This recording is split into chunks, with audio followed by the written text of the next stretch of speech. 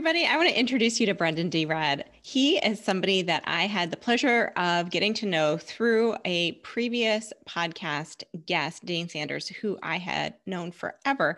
And he said, "You've got to meet my friend Brennan. He is a fractional CFO. You're a fractional CMO.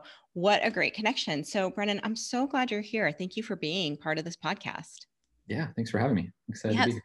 So we had this great organic conversation. And then I said, "You've got to come on the podcast." And from my perspective, the best podcast episodes are ones that you're listening to and you feel like you just dropped in on somebody's private conversation. So we're going to be talking about fractional finance, fractional marketing, what 7 and 8 figure business owners know about hiring in the C-suite. And I know that you came in to this whole conversation from the finance standpoint, but that wasn't always your background, right?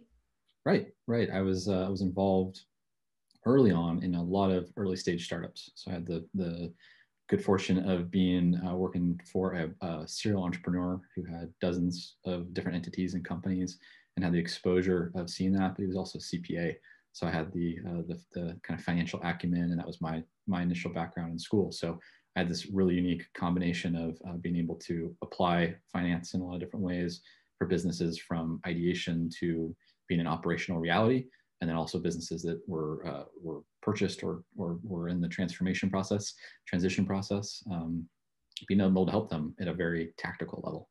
So it's been a fun journey between those two. Yeah, it's so interesting. And so today you're a fractional CFO, and I know a lot of what you believe is the future is fractional. Like why even, where does that perspective come from?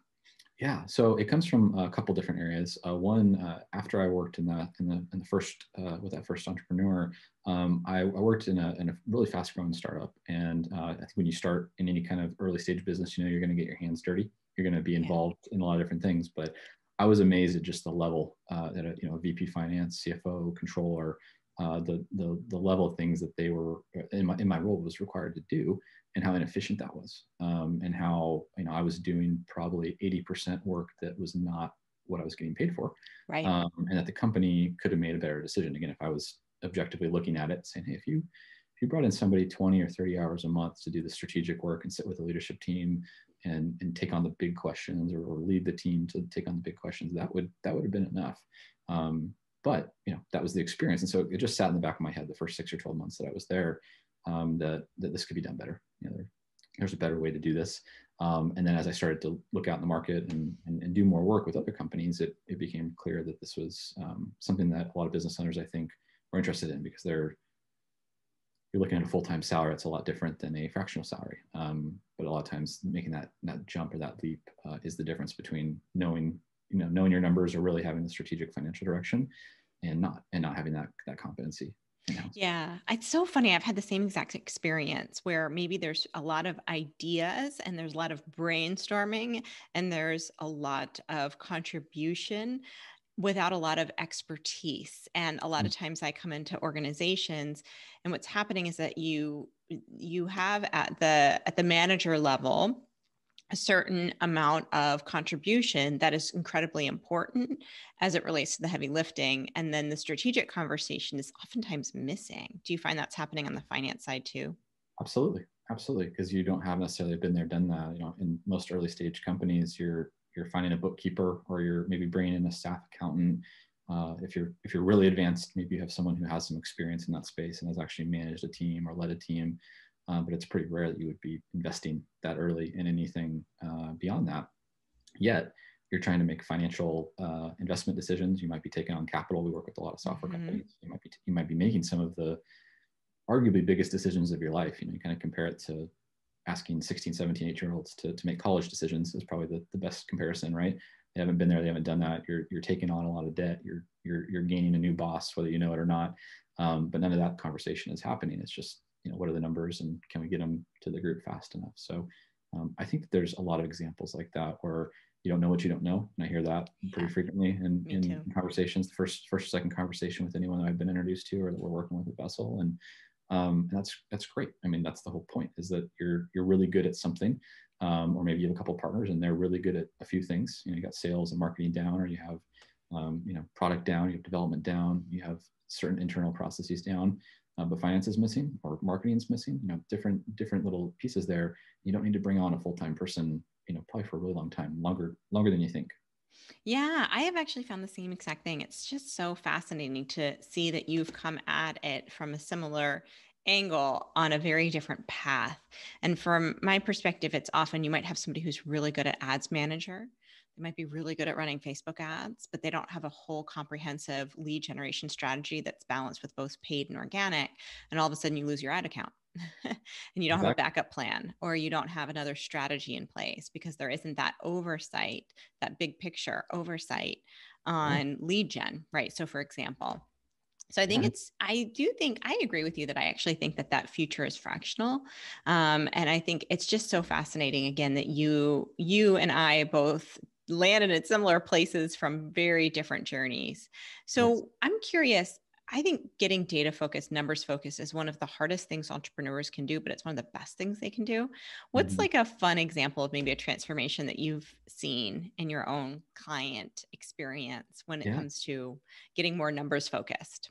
Yeah. So I think when you're thinking about numbers focus, what it does is it brings you're bringing clarity and then confidence. So you Yes. bring clarity in the numbers, right, which can take time. It's not Yeah. always just available. So again, that's part of the strategic focus of seeing the bigger picture and all the different pieces that are coming in. And then once that the data, the integrity is there, you have confidence to make really decisive strategic decisions that the easy way to probably put that is where what to do more of and what to do less of, Yeah. and it becomes really clear when you see it. But getting there is hard.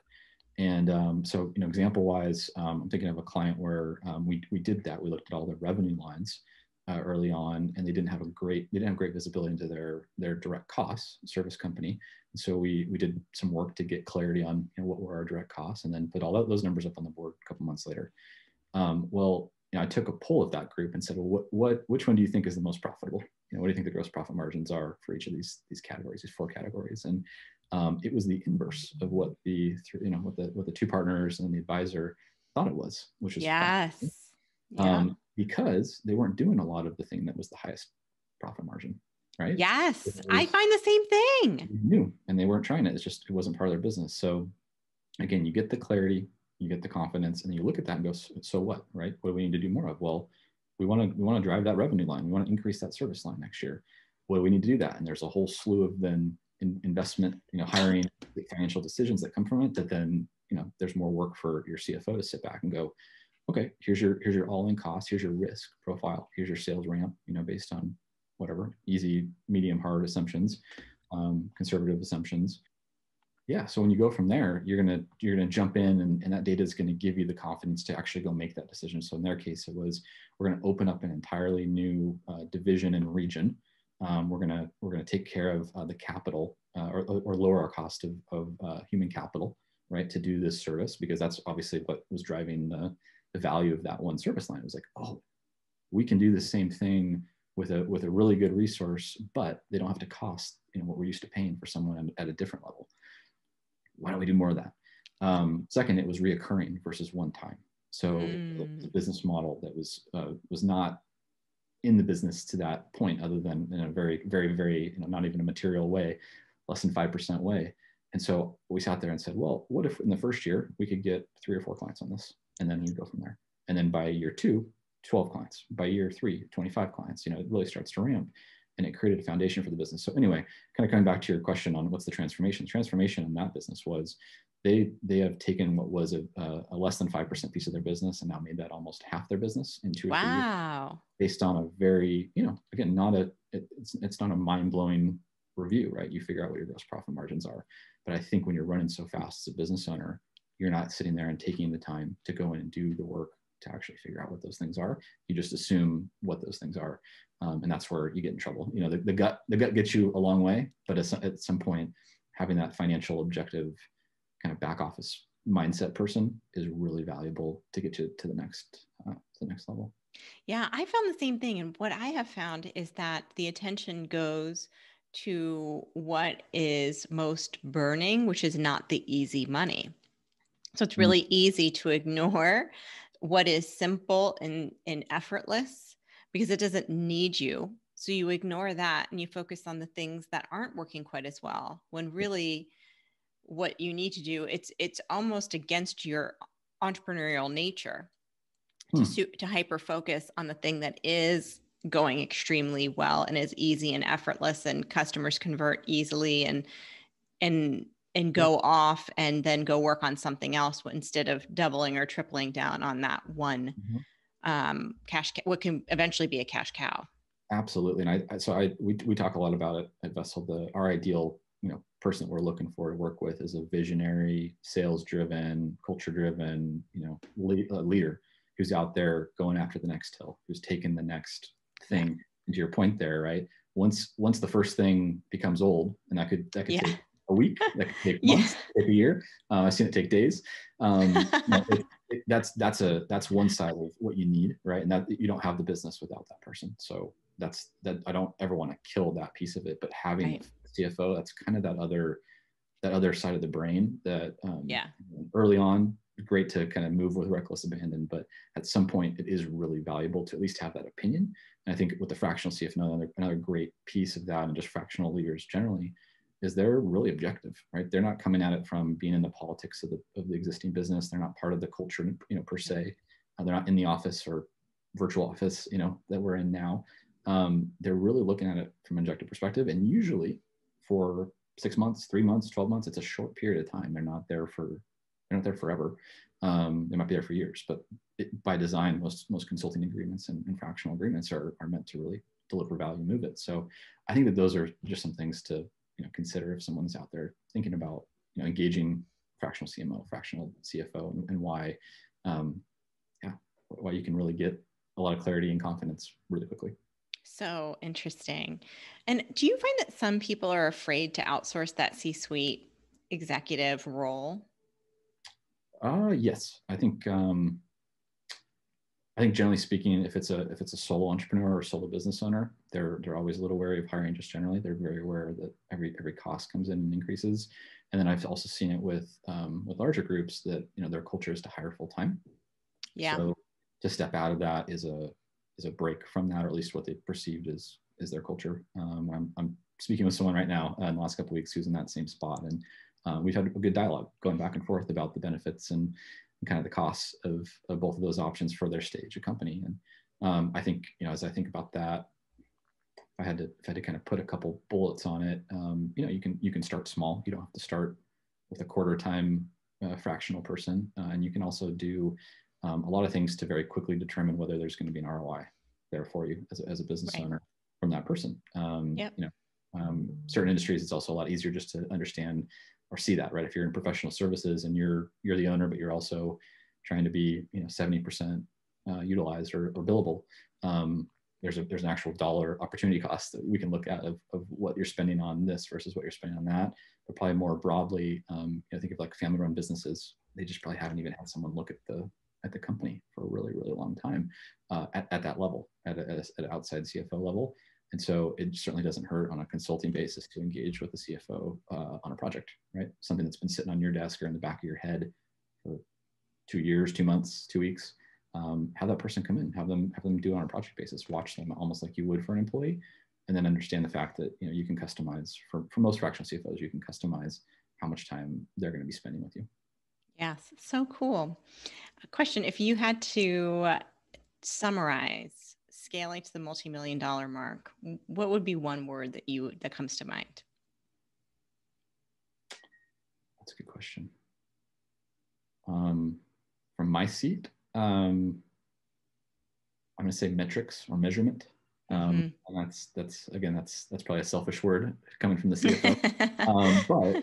But visibility into seeing what's going on requires that you're measuring not necessarily the right things, put that in quotation marks, the right things, but that you're measuring enough to where it's valuable and you can have a pulse on it, but not so much that you're just blowing through 40 metrics and trying to manage all those, because that doesn't happen. I advocate for 5 to 10. So I put either metrics or measurement in there. And early on in the company, you need to be very focused on your sales metrics and your cash. And then as you're growing, you can expand that and loosen up maybe some other metrics that you're doing. But I see that like the clients that shift from, hey, we look at our numbers once a month. If they're done, Maybe if they're done, 2, we have proactive lead measures that we're looking at every single week, or maybe even every single day. Most software companies have access to that data on a daily basis. Those are the things that I would encourage anyone to do if they're not doing it already. Be metric focused and figure out what you need to be measuring. So good. And if people want to learn more about you, they want to connect with you, where would be a good place to find you? Yeah, vesseladvisors.com is the best place. And then we're pretty light on social media. So you can also email me, Brennan@vesseladvisors.com. Very cool. All right. Thank you, Brennan. Thank you for being here. It was such a fun chat, and I'll look forward to talking to you soon. Yeah, thanks, Laura. Talk to you soon. Bye-bye.